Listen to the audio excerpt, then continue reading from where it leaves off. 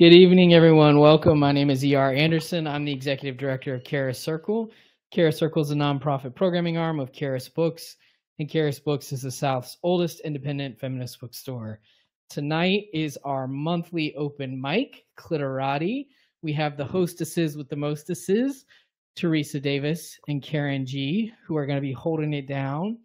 And we usually have a feature each month. This month's feature performer actually had to reschedule, so we hope to find another time to bring her to Atlanta.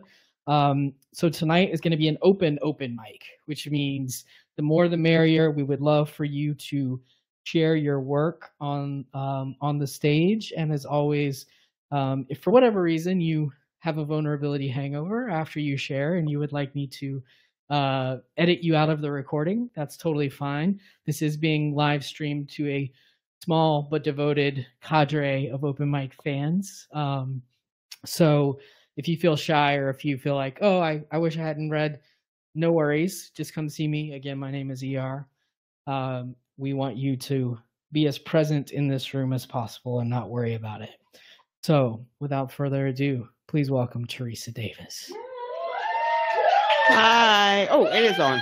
Hey, everybody. I am Theresa Davis. Welcome to Cliterati. Every third Thursday at Charis Books and More, and virtually hybrid. What? We're doing new things. So I'm going to get us started off, and then Karen G will come up, and then we will get into this list, if that's okay with you. Like, everybody do what? 2, 3 poems? Yeah? Yes. And then maybe if people have more to stay still, we'll just go back around again. Yeah. So my daughter turned 35 last week. Wow. It's insane. I don't understand how old she is. My God. And then my son's birthday is on Sunday. And he'll be 23. Crazy. I know it's insane. I don't even know why they're doing that. But my daughter, so my oldest daughter has always kind of struggled with image issues, I guess. Just believing that she's beautiful, and God damn it, she's gorgeous. She's absolutely gorgeous. So took her out for her birthday, and we walk into this gas station. We were pumping some gas, and it was busy and everything. And this gorgeous man comes out from behind the register, and he looks at her. He goes, "Are you single?" And I'm like, "Ooh, that escalated quickly." And she's like, he goes, "I own this and 8 more," and hands her a card. Oh my God. I was like, that sounds like a sugar daddy invitation. I don't even know what that is, but that's never happened to me, my God. And she was like, that kind of stuff makes me feel weird. I'm like, as it should. It's creepy as hell. But it reminded me of this poem that I wrote for my kids, for my girls a while back. This is an old poem, but it made me think about this. That's why I wrote that poem. It's called For My Daughters. And this is back when I wrote this back when the poetry scene, the slam poetry scene, was getting pretty seedy, and you know, we had just come back from a nationals that literally turned into Poets Gone Wild, Albuquerque, Oh, and there was nudity running. oh my God, and we were sitting there like, people are losing their jobs right there, and they're just so really excited they don't realize it. And the guy who owned the hotel where all the debauchery was happening, and when I say all the debauchery, like every rule that was on the swim note was ignored. Yeah, it was bad. And to the point where I was like, I can't stay here because he don't understand. He's gonna have to find a whole new career after this. And he won the Spirit of Slam Award because he let everything fly. And then next week this job. However, about 6 years later, he got the job back when it was under new management. okay, well, that's a happy ending. I didn't hear that part. I just saw the part where I'm like, your future is dwindling, friend. I want to help you, but you don't want to be helped. You want to go do a beer run and a no drinking play. Okay. So I wrote this poem because there were some slick talking poets at that nationals. My God. For my daughters. Daughters, if you should ever meet a man who promises you the world wrapped in kisses, with lush green gardens, a platinum card, and the keys to all your dreams, let him know. You come wrapped in your own world, equipped with sensible things like paper, pens, like the dreams you have achieved, so you amended them. You come with lips made for more than kissing, the gardens you tend to feed your own belly, and platinum cards oft come wrapped in platinum lies. You are old school because your mama's old school. That means you are more than willing and able to put your cash money where your mouth is, and if his keys just make a and that keys just make a lot of noise. Your dreams will never be locked down. You will never be fully tethered to anything except your own destiny, daughters.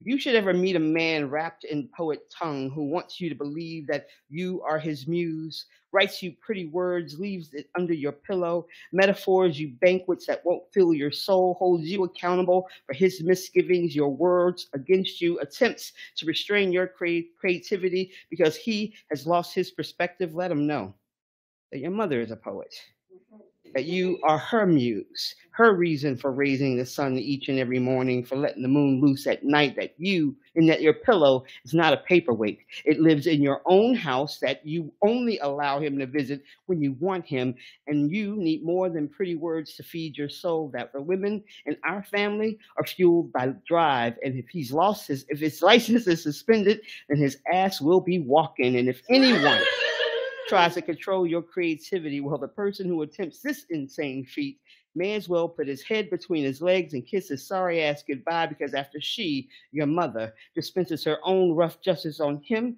she'll be back for her daughters, because that's what a mother does. My beautiful daughters, I cannot teach you what to look for.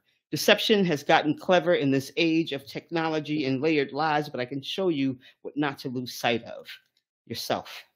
Any man who can't love you for who you are in those moments that you are, your faults and your divinity, let him know that the mothers and daughters, especially this mother-daughter team, we don't fool with that nonsense. And that if his lips move to ask you why, send his trifling ass to me. Yes. Let him know that I love you more than 23 hours of combined natural childbirth, and ain't no man gonna love you like that. For my daughters. Thank you, thank you. Thank you, thank you, thank you. So I have beat this one off my phone, which I hate doing. But get home and I'm like, oh, I'm gonna print this out, and I go, oh, my printer lives in my studio, and I was just there. So I'm finally figuring out what day it is. Now I just gotta remember where all my toys are. All right. Oh, wrong. And this is the other reason why I hate doing this off my phone, because I never pushed the right button the first time. Right. Okay, go back. Scroll. You have 4 email addresses. You're like, why? And you're like, oh shit, I have jobs. All right. Okay.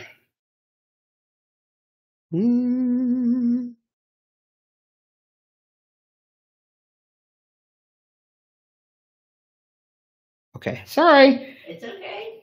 It's worth waiting for. We know that. You say that, now I have anxiety. I'm just kidding. It's a joke. It's a joke. It's a joke. So I've been kind of messing around with this piece, and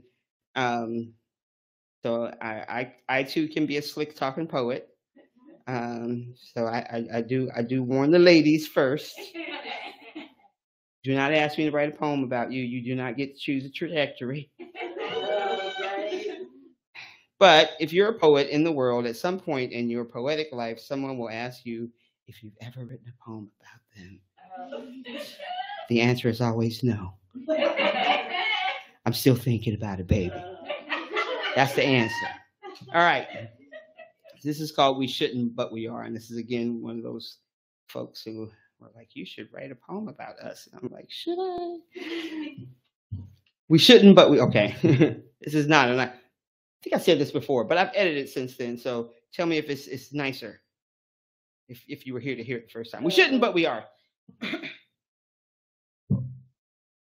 If you were everything I needed, I wouldn't be writing this now. I couldn't be writing this now. I was trying to have a damn conversation with you about art, but you don't do art. Then it was about politics, but you don't do politics. And me wanting to take you out on a date, do something other than screw for a change. I say theater. You say movie. I say play. You say I don't do plays. I ask why. And you say, let's just be close. Then you go to rubbing and shit, taking advantage of my sexual ADHD, and suddenly we are screwing again, and you are letting me, and I am letting you, and the belts are breaking, and the bed is breaking, and then you are passed out, and I'm laid up next to you writing a poem about how I don't need to be with you, and the fact that we can't even talk about this because this is not the first time I've broached the subject. The distance between us is further than it appears, close enough for fingers to touch, but not close enough to meet in our minds because you don't do that. And I haven't approached a conversation with you in the last 6 months without a fucking drink in my throat because it's the only way you make sense. And the distance between us is addiction, and we crave the separateness like alcoholics craving a fifth of whatever's the cheapest. The soil so saturated we will not settle. You want my touch less than I want to give it to you. And this is how we've stuck ourselves into an existence neither of us will walk away from because we don't know how. And even though we know we are not who we used to be, and the best thing about us is bottom beauty and strap-ons, and because I am a hopeless romantic and you are lazy, the way we lie here, it's almost bearable. Almost. And soon, there will be nothing left to anchor us to each other. We are going to crash and burn and drown. And I don't imagine you reaching out or throwing me a life preserver. Why would you save me when you couldn't save yourself from me? The shine we have put on this shitty relationship should shame us both. And the fact that I am in bed with you, listening to you snore, writing a poem that you will never read because you don't do art makes me realize how blind we are to the reality that maybe we don't actually even like each other. I love you like a root canal is not sexy. Neither is I love you exit wound. We are sick and in need of a 12-step program, one where we walk away from each other slowly at first, then run like hell, never looking back. When you told me you loved me, I was splayed beneath you, all moan and sweat. I wasn't even wearing my charm. And that's when I noticed you never really loved me with my clothes on. So is it nicer? I mean, now I want to know. Yeah, me too. Believe it or not, I believe there may be a glimpse in some Charis party picture thing, but I will not find Waldo for you. There is no satisfaction in others finding Waldo for you. You have to find Waldo for yours. Karen. That is a great poem. Thank you. And now, Karen G.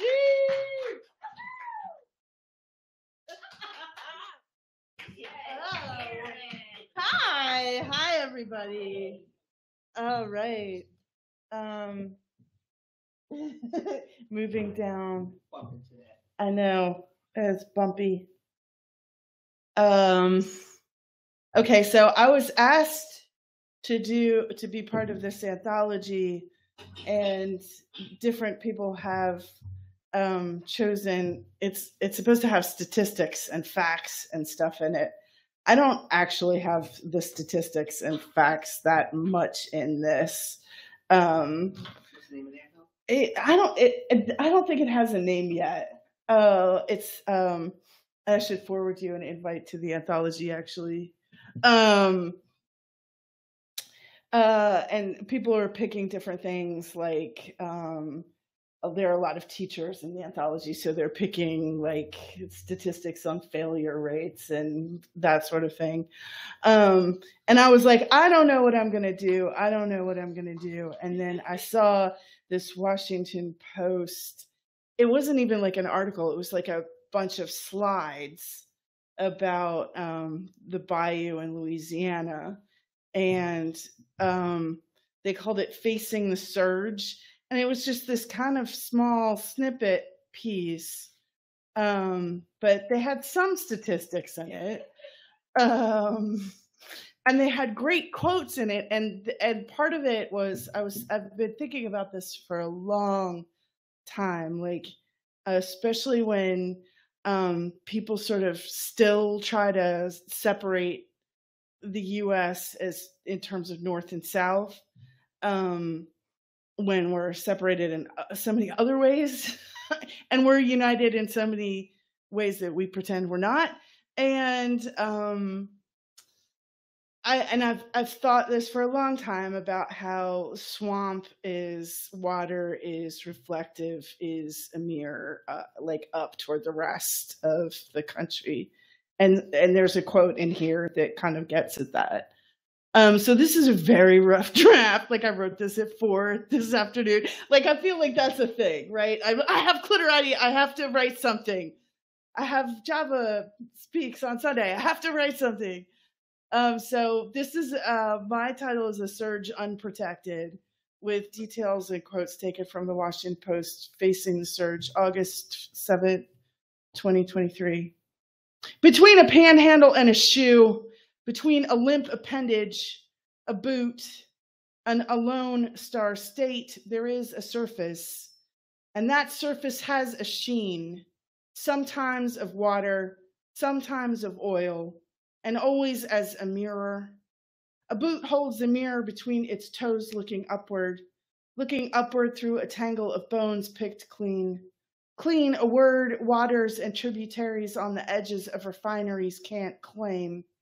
Claim is what humans in commerce and capitalism think they have over silty pieces of earth, over elements like water, fire, soil, air that becomes infernal. Infernal so strong it tries to outdo the sun and melt ice, melt glaciers. Glaciers melt far away, and yet the melt gathers around the middle belts of the earth at tropical points, and sea waters rise. The rise of sea means the rise of salt. Salt water makes forests of skeletons from oak trees, trees of life and bodies into skeletons. Second part. What is 7 inches? What is 16,000 square miles into 14,000? What are years such as 2009, 2010, 1990? What are 8,700 sunken acres since 1985? What are the numbers? What are the years? Our high tide in 1970 is our low tide now. What are numbers when we see roofs punched through with axes? Tic-tac-toe boards of crosses and numbers for bodies on checked houses. We erase the seeing by painting houses over, tearing abandonment down, removing the old, relocating the bodies and gentrifying the neighborhoods. We translate the numbers of disappearance into profit numbers we can increase and invest while we still can, before it all becomes salt water. Never mind the people on their roofs waving shirts, surrendering to the silent everyday wars of capitalism. Even news making the invisible visible with images of bodies lying in the open, dying of exposure. We won't see them. They become a visible sacrifice made invisible. Across more than 200 wetland monitoring stations, seas are rising faster than wetlands are able to grow, creating a state of drowning. I have dreams of the shape of the Atchafalaya Basin filling up again with land. I remember on a map how the rivers look like veins, the swamp marsh like a human heart. Now those veins over time-lapse cartography reveal the veins as arteries, the shape losing its heart. What is happening here in South Louisiana is the future. And if you live in Seattle, Miami, or New York City, and you think you are safe from rising sea levels and climate change, you are wrong. What we learned in South Louisiana after Katrina is that some people get the right to recover and some people do not. So the folks that this falls hardest on are the ethnic minorities along our coast. It's the indigenous, Black, brown, and working class Cajun people who do not have access to the resources they need to rebuild their historic communities. Michael Escaluca, an environmental justice organizer. If we don't read the details or the numbers overwhelm us, from an unpublished Tulane scientific work, Maybe we will pass mirrored reflection. Maybe we won't see ourselves in the sheen, build, oil. Maybe we will be spared, becoming like the spared forests of trees and submerged marshes, their grasses unable to hold on to the elements beneath them, like so much hair and skin exfoliating. If a people's tears don't salt the marshes enough to drown them, maybe climate change will do the drowning for them. We have turned the corner where even seeing isn't believing anymore. The boot of Louisiana holds a mirror between its toes, whether you see your own reflection in it or not.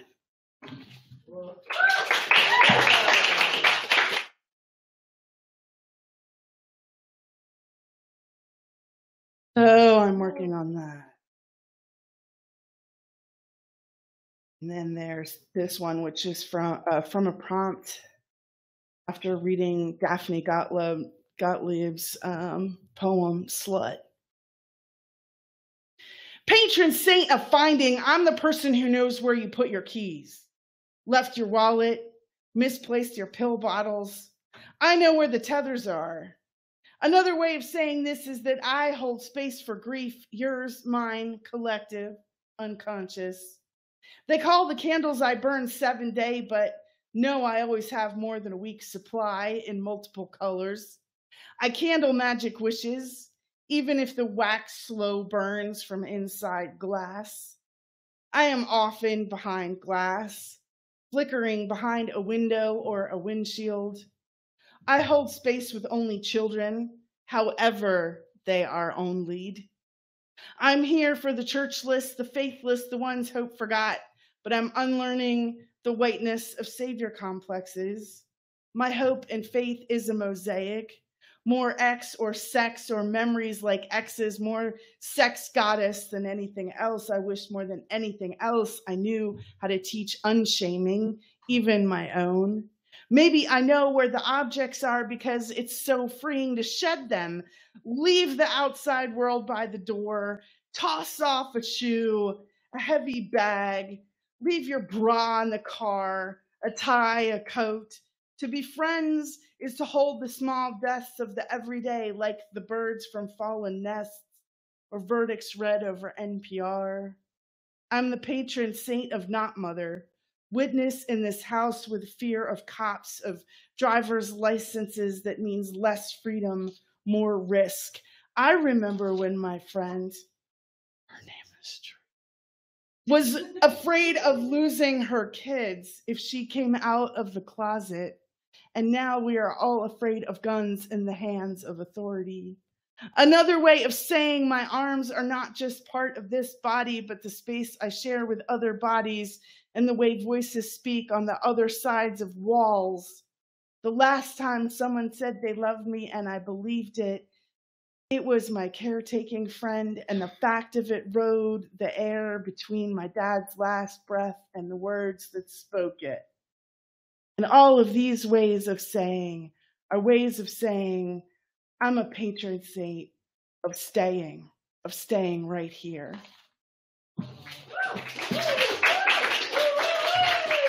Yeah, and look at this list. And more people have arrived, so we could circulate this list or shout out our names on it. I'm very excited about this. River Celeste is, yes, hello. Hi, I really admire your shoes. Those look very like grounding. So they're actually more flat than they look. Oh, welcome. Thank you. So as you guys know, it's like a 6-planet retrograde right now, and and I'm a Leo, so that means I'm gonna hit so hard. Oh my God! I want you to know I cracked my phone on the way in here. Oh, Leo. I'm just like, God. When I tell you, it's been hitting me hard. Whew. But something about today that makes it so much better for me. So fun fact about me is I haven't read any of my poetry since about high school, right? Yay! Welcome back. I just turned 29 about a week ago. And a fun fact is So Miss Theresa Davis here is the reason I'm up here today. I saw her years ago at a performance. She was just the spoken word in the midst of something else. But the moment I saw her, I was like, you can do that? you can read poetry as a performance? Oh my God. But so to have pretty much like my first poem read out loud in several years in front of basically my Poetry Atlanta idol means a lot to me.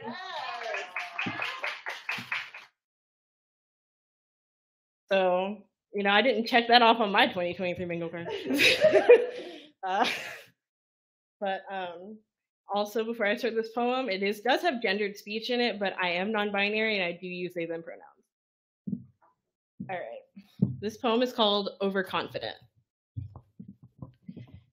Thick thighs, chubby tummy, stretch marks, and cellulite.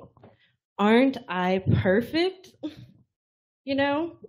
People like me, especially that look like me, God, did people hate us? And it's because when I walk down the street and pass anything with a reflection, I stare and admire the beauty in front of me, instead of criticizing every little thing about my appearance. I get told how brave I am, how confident I am. The problem is, people say it in a backhanded way. Because to them, I shouldn't be. I should wear the biggest moo-moo dress, hide in my house, and pray a man takes pity on little old me. Never take me into the light of day and fuck the shit out of me. I know my worth, and baby, if you can't even take me for a meal in public, you're not even going to be lucky enough to lick this divine pussy. Exactly. And just as many people tell me, my standards are too high. Hold on. Yet, even my worst partners have met the bare minimum I ask for. I always have a date if I want it, or an amazing person to sleep with if I don't. My standards aren't too high. They just think I should be settling. Even funnier, I lost a bit of weight this year. Unintentionally, because let's be real, it has never stopped me from doing a single damn thing I wanted to do.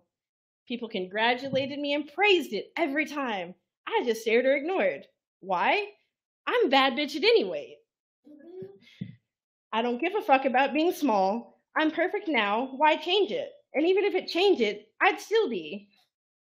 After years of fighting my body dysmorphia, gifted by my parents forcing diets on me and making fun of my body, or the fact that at my smallest weight, I was still made fun of for being a size 8 instead of a size 2, I realized I was perfect. Not a single person is going to change that for me. I will be called vain, overconfident, or lacking humbleness. I will happily be all of those things, instead of a person who is disgusted with themselves no matter how much they change their appearance. And to you, the audience, I ask that next time you see yourself, you admire the beauty too. Because if you don't, the world will try to tear every insecurity out of you. You have to be so sure of that even the most sneaky and sly insults are nothing more than an eye roll. We are perfect. We are beautiful. We are deities on this very plane that we walk. We know our worth. We walk like we do, and we are powerful enough to be the fucking sun. Thank you. Unfortunately, that's all I had ready to go. So. Such an honor. Thank you so much.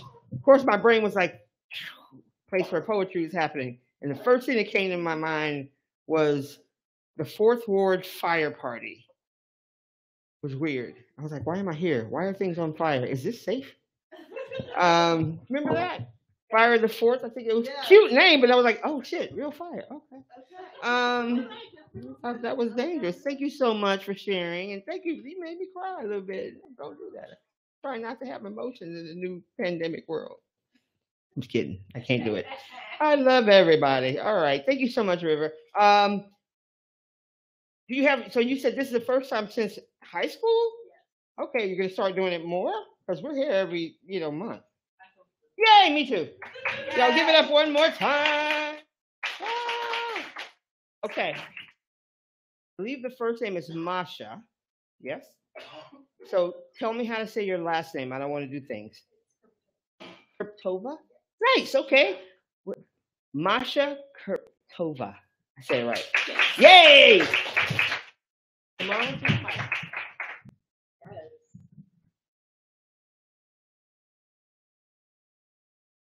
I have just a little it's like a flash fiction piece. It's just like a super short Yes, little yes, piece, please. yeah.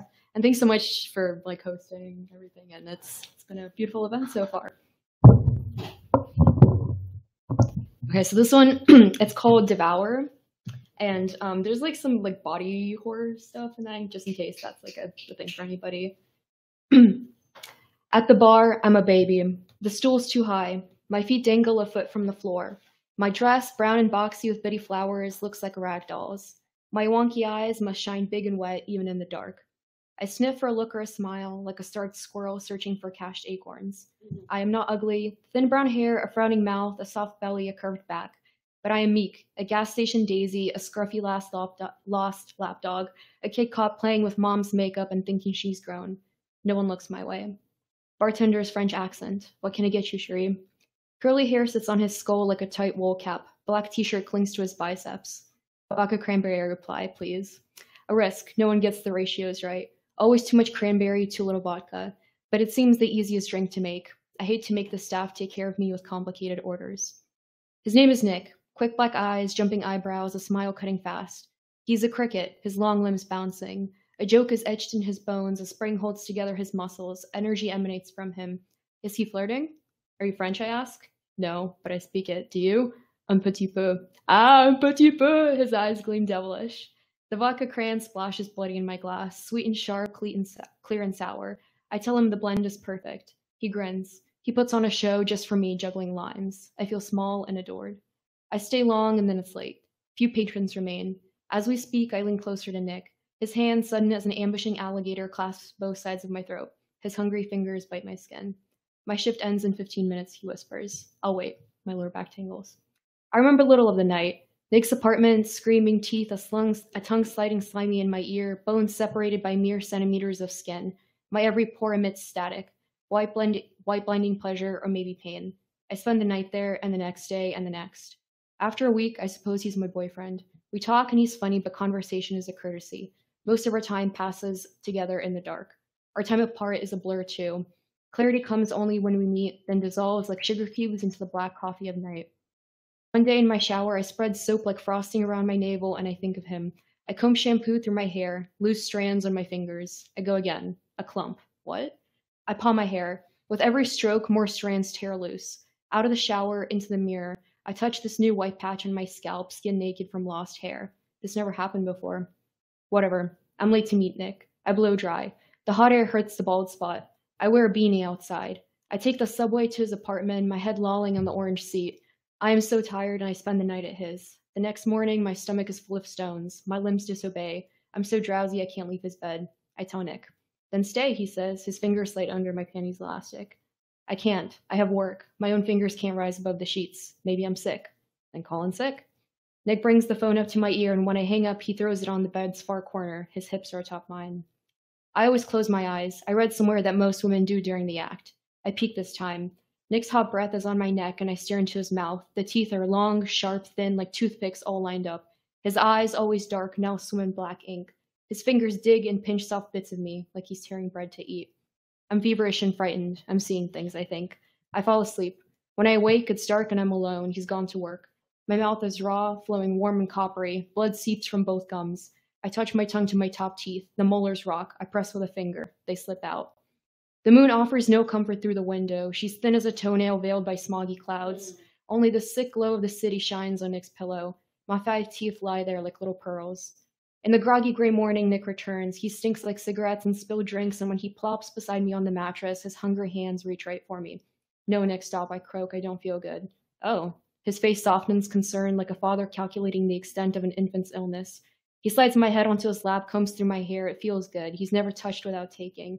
His forearms bulge so very strong. It's like the worse I feel, the healthier he is. My mind is warm and milky. I drift in and out. He spoon feeds me salty broth, and when I wake up, I slurp with greedy lips. I'm so fucking hungry. I stay in Nick's apartment. I spend weeks half asleep. He walks me to the shower, scrubs me with soap. He feeds me applesauce, soup, porridge with golden streaks of butter. He rubs my back. He doesn't leave except for bar shifts. I beg him to stay. I need him always. Hunger yowls like a stray cat inside me when he steps away. One day I spread myself over him, his sheets, pin him with the arms that feel much stronger after weeks of his care. I drink him every day. His attention is all mine. Can't lie. This is what I've always wanted. He yawns. I look at his face, really look, and it's gray, drained, tired, lined, hungry. I rub his head and find his loose curls in my fingers. He shifts, trying to stand. I dig my baby hands into his skin. Don't go, I growl. Dre, it's for the best if we part ways. Don't you see how drained you make me? I'll fear I'll die soon. That's dramatic. It will be either me or you. He smiles with all his teeth. They are much sharper than a human's. This time, I am sure. He leaves. I'd hoped to stay swaddled forever in that blanket of his love. I know it wasn't real, though. I know he took good care to keep me alive so he could feed on my energy. Oh well, I know enough. Incubuses always find someone new, and I will too. That's it. Thank you.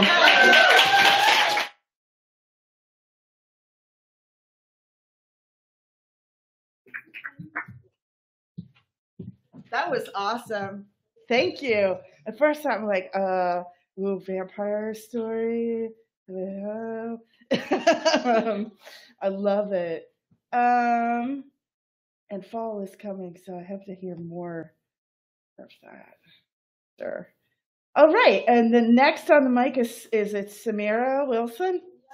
All right, awesome. Come on up. All right, guys. I have my journal. I'm gonna read you guys some real life stuff. And depending, how long do these normally go? It's my first time doing these. 2 or 3. Okay. Okay. I just graduated college in May, so I'm a very anxious mess. I graduated May 27th. This journal entry is from June 12th, 2023. Dude, I've been on the biggest emotional roller coaster ever in my life, ever. First week, everyone said PMS, but I know me. Deep down, I'm sad about my life here and the work that needs to be done. The close proximity to everyone, it feels like there's nowhere to run. And everyone wants to be the person or place I run to. But it's not what I want. I keep using my words to create distance. For some reason, I need distance.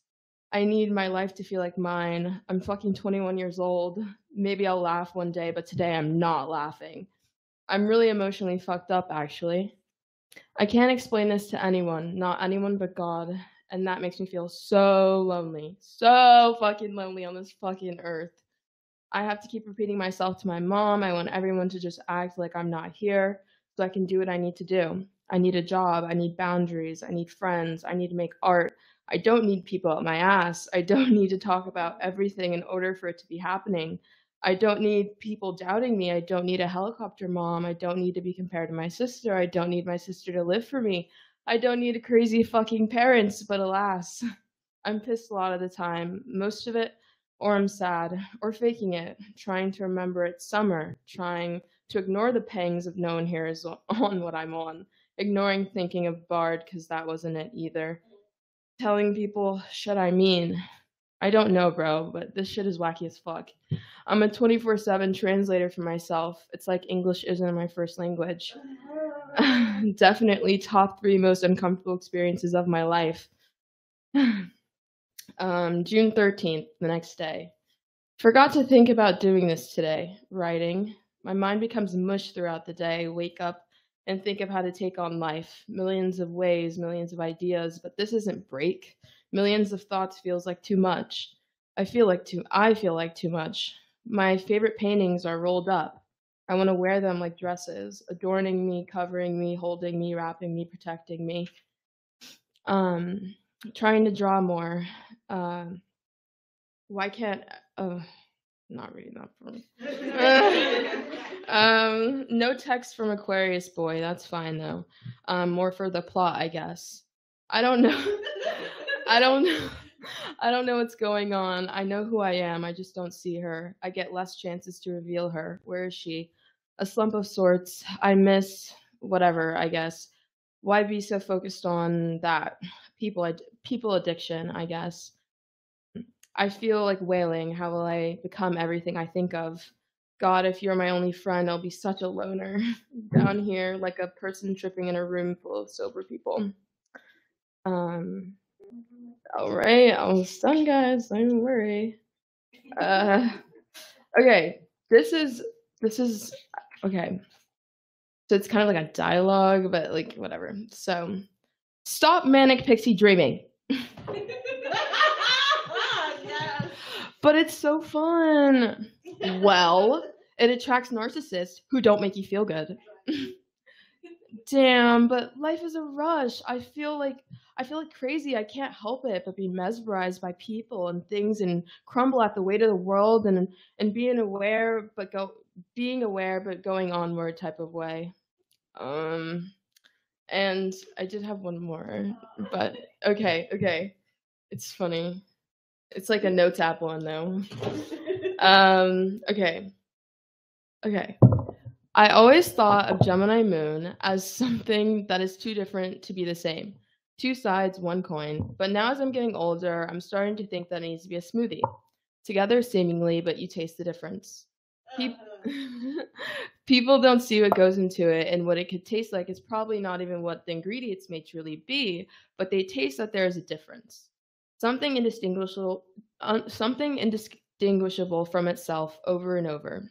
Me, being a surprise, blaming you for thinking, because how could you?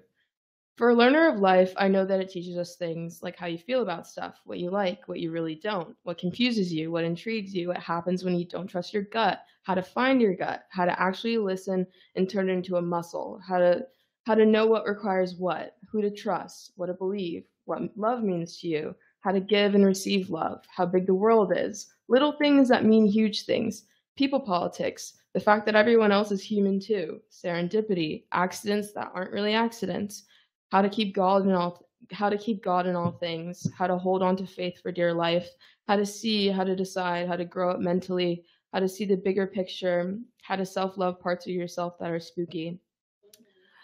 Late bloomer for sure, totally. But like it's happening, right? It's happening though. I'm actually starting to feel like normal. I don't know. First makeout sesh at 21. Woo!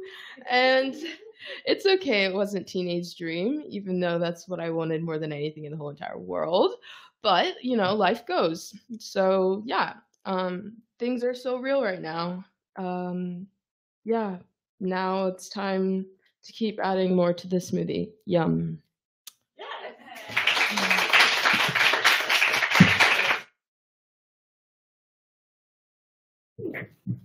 My journal entries when I was 21 were not like that. A lot of swearing. A lot more swearing, rather. Thank you so much for sharing. That was brave. I appreciate it. So your art form is visual art? Okay. So you don't do any writing at all? Because you had some nice lines in that writing. So I'm gonna throw this out there. I mean, I feel like everybody who is brave enough to share journal entries or share poetry or share stories, we're all kinds of storytellers, right? So the Moth is happening on the 21st. Which is this Monday, I believe, at Theatrical Outfit. And you get to you put your name in a hat, and if they pick you, you get to tell a 5 to 7 minute true story, but it's got to be on the spot. You can't bring notes. You can't do anything like that. I used to do it quite a lot. I'm trying to make myself get back out into doing things. So that my goal is to be there Monday night. Monday night, yeah. And John Good is hosting, which is always a treat. And the theme, I believe, for this one is back to school. So if you can think of a story, funny, heartbreaking, sad, whatever, and if you win, you kind of move up and you end up in the Grand Slam Championship. That's a big show. And your story can be featured on Moth Storytime podcast that happens nationally. No, internationally. Yeah, internationally. So yeah, put that on your radar if you're interested in it. And also come to the Arts Exchange where I do lots of writing workshops and I have open mics and I am having a poetry slam on September 23rd. Anybody's interested in poetry slam, being a judge or competing, you have 3 minutes to do your due, and then judges will harshly score your feelings. It's kind of masochistic, but it's also kind of fun. But yeah, so speaking of slam, a person that I have been in slam with a lot, and I've had the pleasure of seeing a lot, my good friend Talisha J.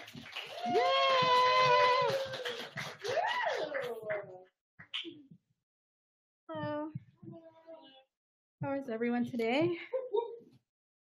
Okay. Whew. I feel like I probably have mask marks. Oh, no, you don't at all. Thank you. It's too late. It's too late. It's okay. But yeah, I'm excited to be here. I have not been at Charis in a very long time, so it feels nice to be back here. Yeah, so some poems.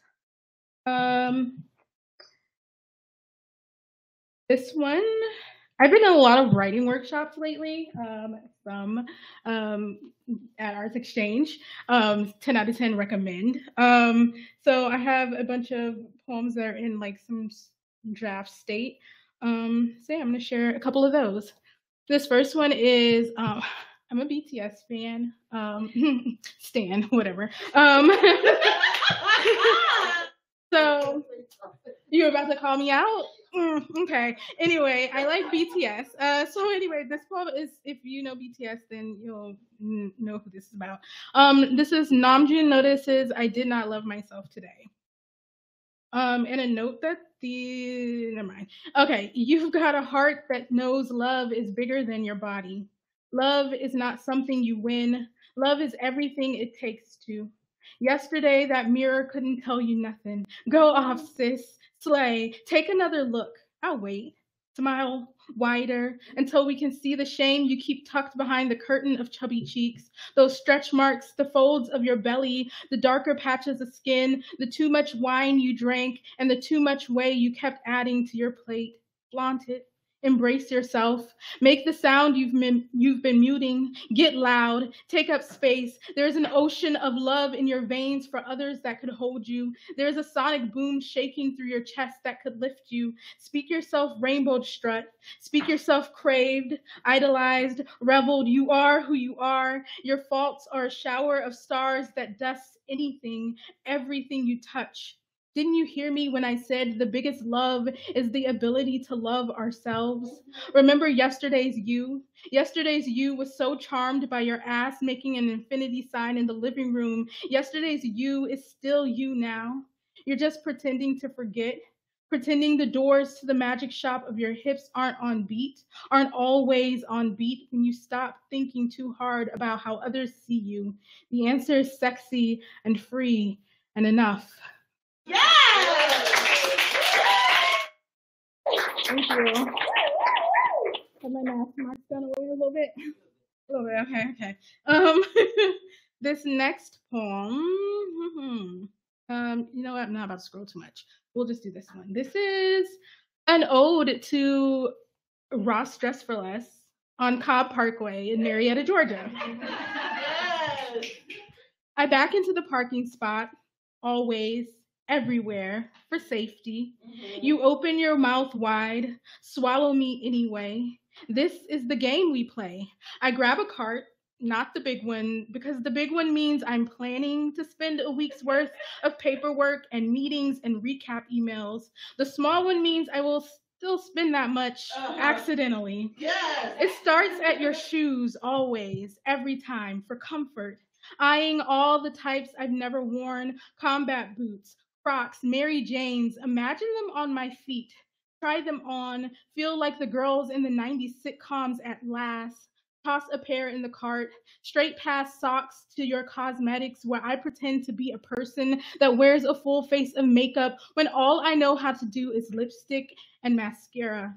I've always preened when others called me pretty with no makeup on and no mask marks. But now my skin is older, more textured, lived in, and I wonder if anyone is shocked when I say my age like they were a decade ago. Grab your newest serum, a new scrunchie, even though my hair is too short. Turn left onto your plus size aisle, 3X. Run my fingers across the colors spreading along the racks. Wonder, is this what a rainbow feels like? As I brush over cotton and mesh and knit and lace polyester clearance.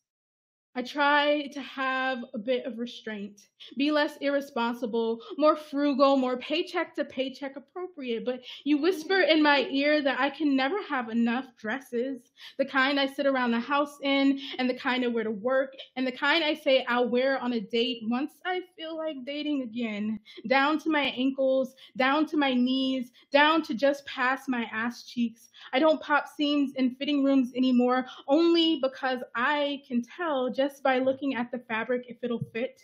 Check the price. If it's $14.99 or less, strip the hanger slowly and put it back on the rack naked and nostalgic for that which is coming home with me.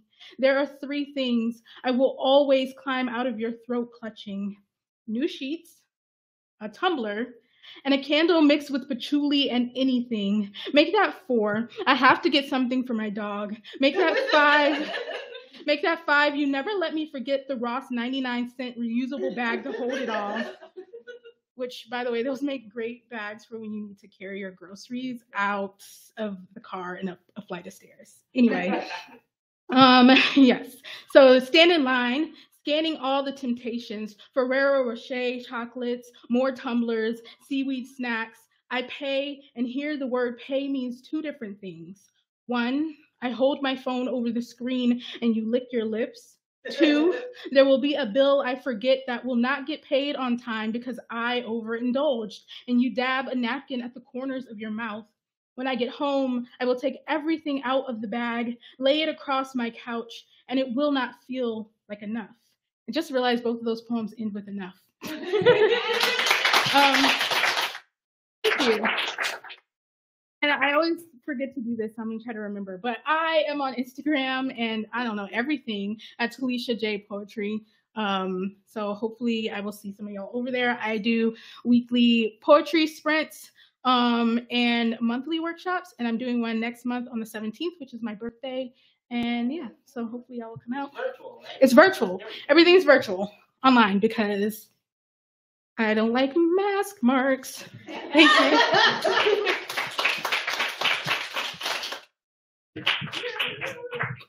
Oh my gosh, Talisha, that was awesome. So good to hear you again. Oh my gosh. That's so great. Enough. Yeah. Love that. I somebody else noticed that I tend to end poems on like 1 or 2 words. Like I just like, and then they're short and that's it. Win M up next. Hi. Hello.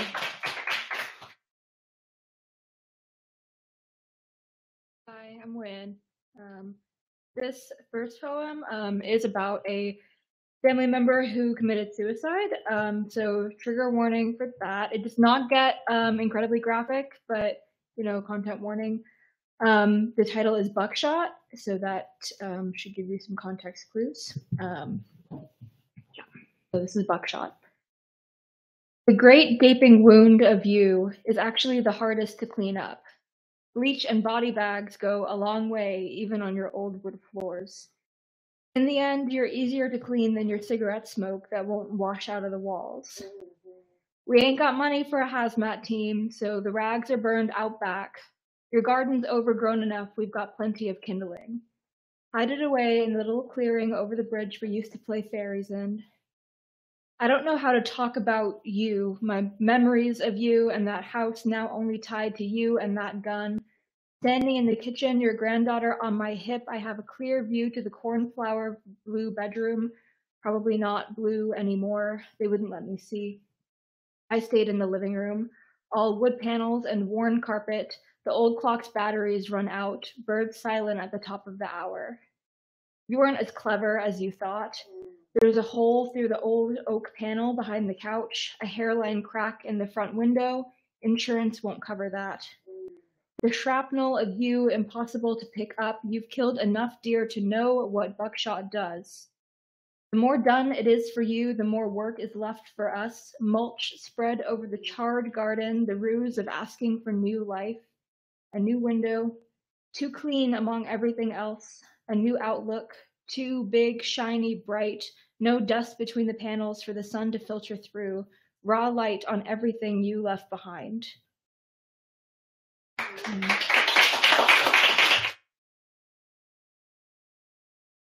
The second one is kind of about a lot and about a lot of not things. It's called Ferdinand. So it's kind of about masculinity and friendship and being seen, and also things that are left unsaid, particularly in like relationships and trans masculinity. It's about some connections that I've had. So yeah, it's called Ferdinand. Ferdinand, you were always too gentle for boyhood. Ferdinand, you were made to make wishes on dandelions. Your eyes have never blurred with rage. Ferdinand, did you know there is violence in being seen and nothing more? Ferdinand, won't you stop staring? Where is your hot breath, your hard hands? Ferdinand, what do you see when you won't look away? Ferdinand, it's all right. I know how to do this. Red flag waving in the sand, only duty to be pierced alive. Ferdinand, I'm wide open. Ferdinand, why won't you move? Ferdinand, you're not a statue, even if they wouldn't let you be a man. Ferdinand, I'm an easy target, open wound. I fell in love with you because you'd never hurt me, but won't you give it a try? Ferdinand, you never told me you were colorblind, but even you can see I'm not the same as your downy dandelion seeds. You know I'm not here to surrender. If you won't see the blood red I'm made of, won't the whips inform you? Ferdinand, won't you listen, if not to my rasping whisper, then the roaring jeer of the crowd hell-bent on my destruction? Ferdinand, would it really hurt so bad? Ferdinand, there is betrayal still to not be seen for what I am, and who I am is throw it back at you, asking you to be what you will never be, and neither of us want. Ferdinand, lover boy, coward, friend, I see you for what you are and all your noble disappointment. Ferdinand, just because I'm made of silk doesn't mean I'll ever be a soft dress. Just like your horns have never known the taste of blood, but there's no beating heart here. Ferdinand, there can be good in tearing something beautiful apart, and even you can see it, admiring your orphaned dandelion seeds scattered on the wind. Ferdinand, it's no different. Ferdinand, tear me apart. Ferdinand, it's what God made me for. Ferdinand, will you make a wish on what remains of me?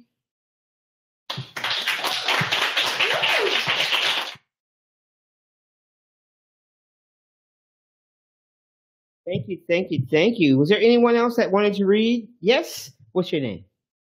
Billy? Oh! Yeah, the mask make a difference. Yeah. Hey. Come on down, Billy! I miss you! I eat, right? Yeah. I'm trying to get my list right. All right, come on down. Hi, everybody. I'm trans. There's a phenomenon in the trans community where trans people only date other trans people. It's called T for T. This is a poem I wrote about that called T for T for T for T for T for T forever. It's 275 AD, and Alexandria holds its burning library like a bad taste in its mouth, drilling cinders of scrolls, stories, maps, and mysteries into the night sky in fat curling ribbons. It's right now, and I know more about HRT than my doctor. When I have a question, she usually shrugs and tells me to ask around, ask my friends, see what people are saying, and listen to my body. There's no manual or textbook or resource we do not make for ourselves. This is what it means to be T for T. Trans for trans, to choose us over who we may have been.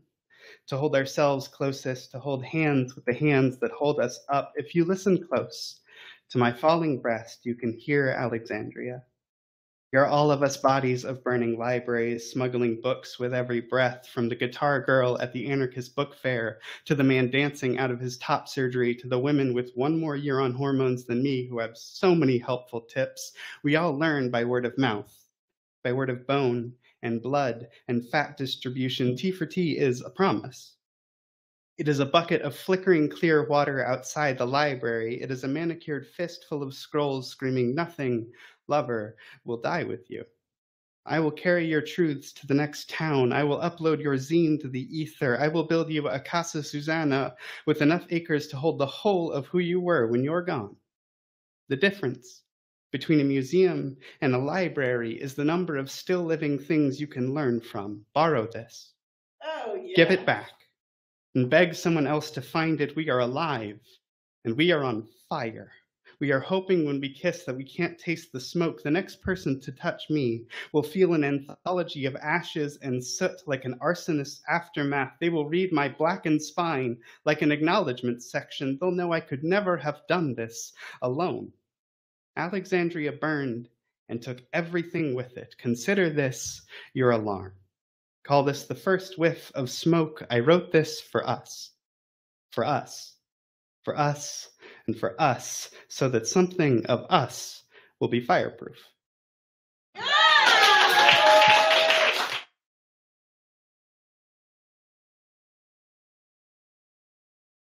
I got one more. There's been a lot of body positivity stuff, so keep on going with that. This one is called, It's Not the Heat, It's the Humidity.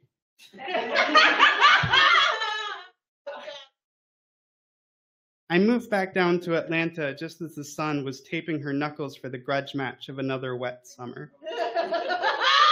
I always used to hate the heat, the water-slick flypaper ripple of my humid hometown, the way sweat stains Rorschach and bloom on everyone's shirts like puddled padlocks shutting us all into our bodies and locking the doors, the discomfort that storms in like a seasonal visit from distant family that shows up just to dishevel my daily routine. You just can't dissociate in this kind of weather. But I'm not the boy who hid from his body behind air conditioning. I am a woman, and the heat is a paintbrush. I am Matisse in vapor. I am Monet in smudge and sweat. I am in love with my body. Discomfort is a tongue that licks me clean as a new kitten. Every ache, a homecoming. Every shortness of breath, a reminder I am breathing. The southern sweat makes everything sing like a sin. I am a sticky hymnal of summer psalms, a waterlogged Bible, my thin pages stuck together like adulterous lovers. It's so hot. I want to take off my clothes, find a full-length mirror and see the oil painting of my body shine and ripple with heat.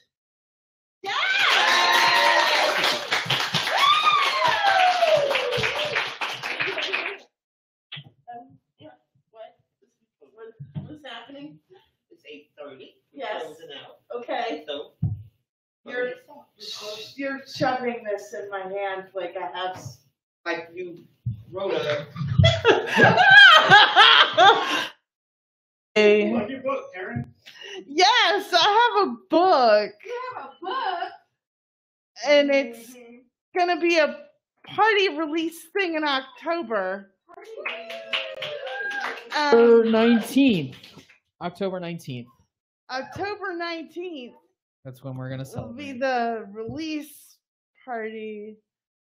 And in 2 years, we'll be not bugging you to write the next one. Exactly. Yay! So, this is a dope ass picture.